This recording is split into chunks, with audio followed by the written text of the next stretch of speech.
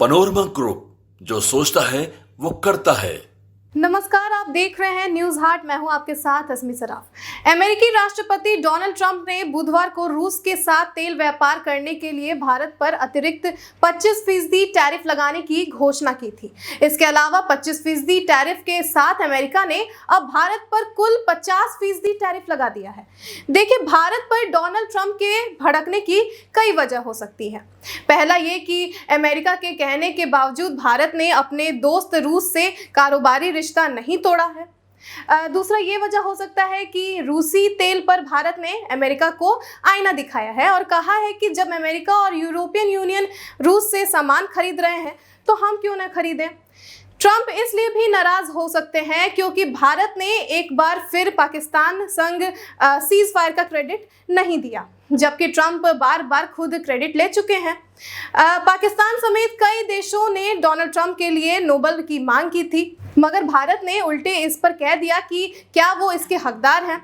एक ये भी कारण हो सकता है कि अमेरिका का आरोप है कि रूस से तेल खरीदकर भारत उसे फाइनेंशियली मजबूत कर रहा है।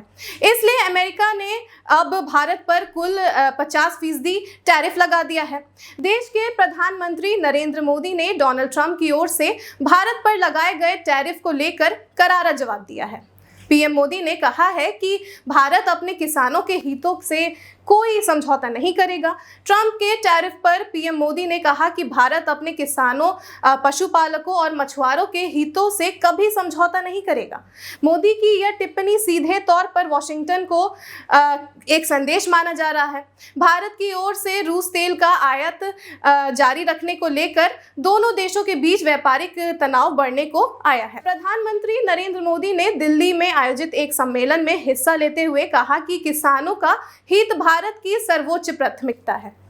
मोदी ने कहा कि भारत किसानों, मछुआरों और डेयरी क्षेत्र से जुड़े लोगों के हितों से कभी समझौता नहीं करेगा।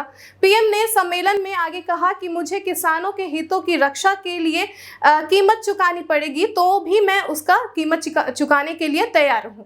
बताते चले कि अमेरिका व्यापार वार्ता की शुरुआत से ही भारत के कृषि और डेयरी क्षेत्र में अधिकार चाहता है, लेकिन भारत ने अमेरिका को पहले ही स्पष्ट शब्दों में कह दिया था कि वो कृषि और डेयरी सेक्टर के लिए कोई समझौता नहीं करेंगे।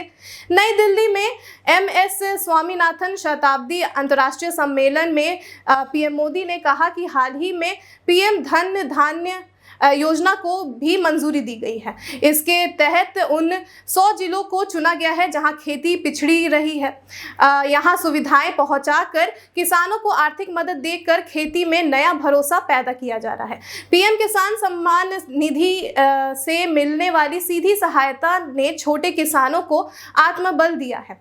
पीएम फसल बीमा योजना ने किसानों को जोखिम से सुरक्षा दी है। अब अमेरिका संग बढ़ते तनाव चिंताजनक बात है, पर यह भी सही है कि भारत अपने लोगों के साथ कोई नाइंसाफी नहीं कर सकता।